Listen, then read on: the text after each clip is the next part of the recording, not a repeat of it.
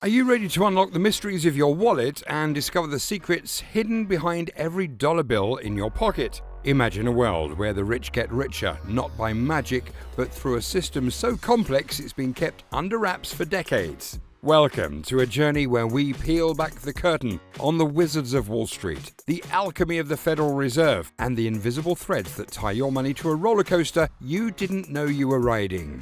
Today we're going to show you how the game is played and, more importantly, how you can play it too. From the golden words of Andrew Jackson to the modern-day temples of finance, we embark on an adventure that's part Indiana Jones, part Sherlock Holmes in the world of money.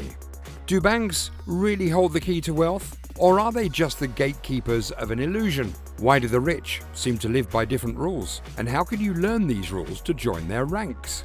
And the biggest question of all, what is money really? And why does it have power over everything we do? If you're tired of feeling like a pawn in someone else's game, if you're ready to take control and understand the forces that shape our lives, you're in the right place. By the end of this video, you'll see money, banks, and the economy in a new light. This isn't just another finance lesson, it's the key to unlocking your financial freedom. So grab a seat, hit the like button to support our journey together, and let's dive into the rabbit hole of the financial world.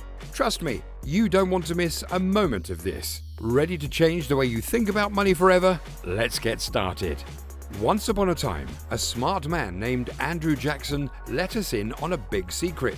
He told us if we really understood the tricky ways our money and banks work, we'd all want to make big changes before morning.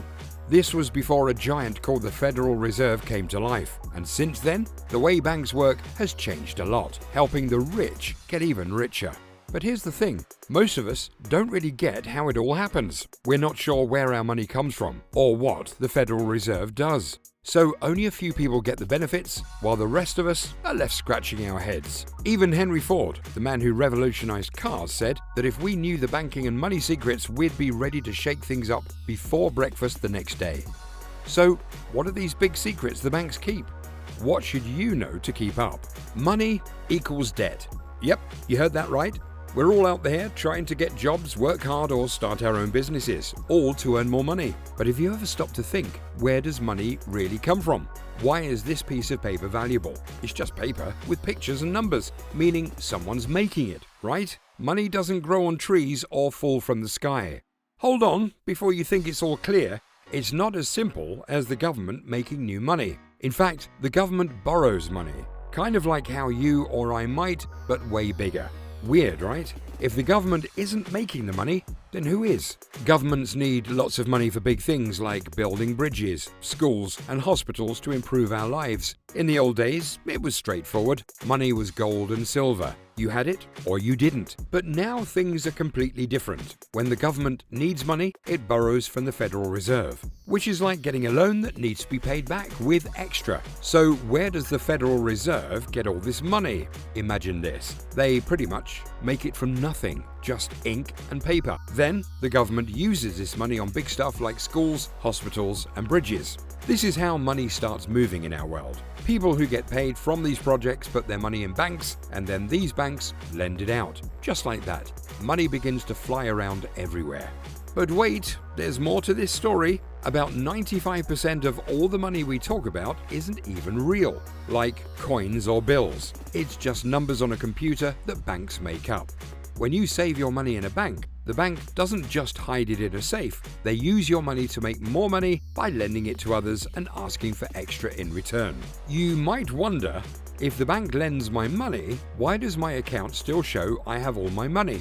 Banks have a smart way of doing things. They can lend out 90% of the money we give them and only need to keep 10% ready just in case we need some back. So if you save $100, the bank can lend out $90, but still make it look like you have $100.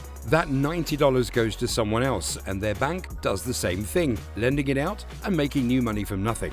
This goes on, and that $100 you saved can turn into thousands in the system. The magic trick is how most money is made. It means that 95% of our money isn't something you can touch or see. And the weirdest part? This made-up money is what banks and the government use, meaning they owe more money than really exists. It's a loop that makes it impossible to pay back all the debts. Think about starting with nothing in the system. Imagine you go to the Federal Reserve or the Fed and borrow $10. They agree, but tell you to pay back $11. You might think, where do I get that extra $1 if the whole system only has 10? That extra dollar is impossible to find because it hasn't been made yet.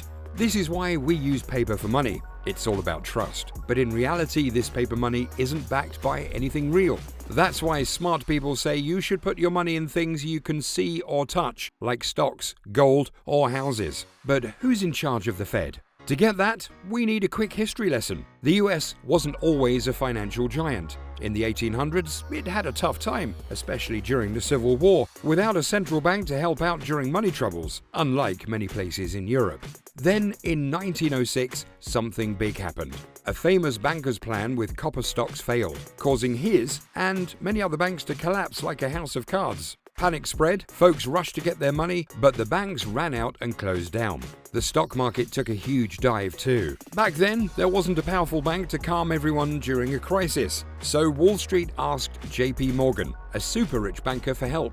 He used a lot of his own money to make sure people knew their money was safe. He even got his rich friends to help out, trying to keep the economy from falling apart. There was a time when the US realized it couldn't just count on rich bankers being nice to get through tough times. It needed its own strong central bank to help out. But agreeing on how to do this was really hard. Politicians, Wall Street bankers, and other rich folk all had different ideas.